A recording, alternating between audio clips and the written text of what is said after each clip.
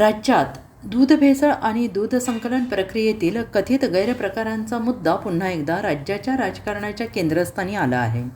पुणे जिल्ह्यातील मंचर येथे अन्न आणि औषध प्रशासनाने केलेल्या कारवाईनंतर हा विषय चर्चेत आला. या प्रकरणाचे धागेदोरे बीड जिल्ह्यापर्यंत पोहोचल्याची चर्चा सुरू असताना विधानसभेतील चर्चेदरम्यान राष्ट्रवादी काँग्रेस शरदचंद्र पवार पक्षाचे ज्येष्ठ नेते जयंत पाटील यांची नाव न घेता बीडमधील एका आमदाराच्या पत्नीवर गंभीर आरोप केले. त्यानंतर राज्याच्या राजकीय वर्तुळात मोठी चर्चा रंगली असून त्यांच्या वक्तव्याचा रोख नेमका कोणाकडे होता याबाबत तर्कवितर्क सुरू झाले आहे. जयंत पाटील यांनी सभागृहात बोलताना बीड जिल्ह्यातील एका आमदाराच्या पत्नीविरोधात गंभीर आरोप केले. त्यांच्या मते संबंधित महिला डेअरी चालक आणि दूध संकलन करणाऱ्या संस्थांवर दबाव टाकत असल्याच्या तक्रारी समोर येत आहेत. तसेच मोठ्या दूध प्रक्रिया कंपन्यांना निकृष्ट दर्जाचे दूध स्वीकारण्यासाठी दमदाटी केली जात असल्याचे आरोप त्यांनी केले.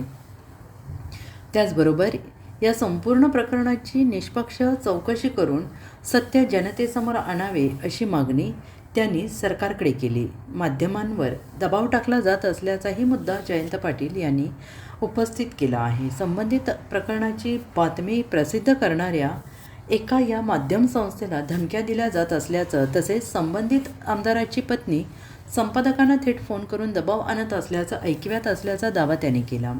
ही बाब अभिव्यक्ती स्वातंत्र्यासाठी गंभीर असल्याचं त्यांनी नमूद केले.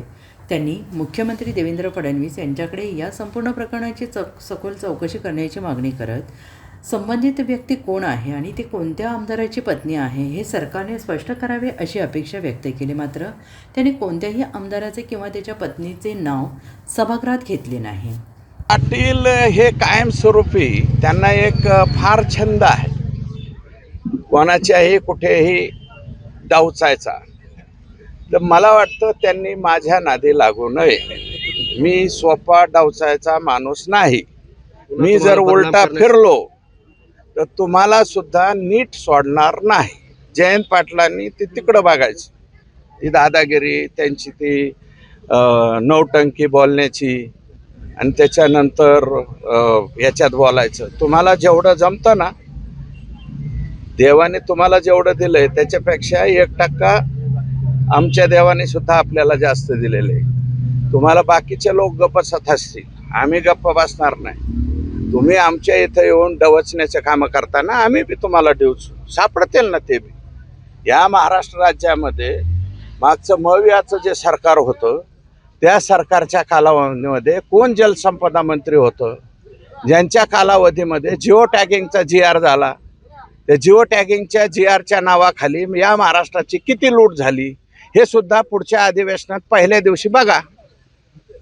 हे महालक्ष्मी सारखी कोणाची संस्था आहे, कोणाचं रजिस्ट्रेशन आहे, त्याच्यामध्ये कोणाचा किती वाटा आहे, कोण डायरेक्टर आहेत हे सुद्धा पहिल्या दिवशी कळल. ते म्हणले ना पहिल्या दिवशी हे कळल, तर हे बी पहिल्या दिवशी कळल जयंत पाटलांना.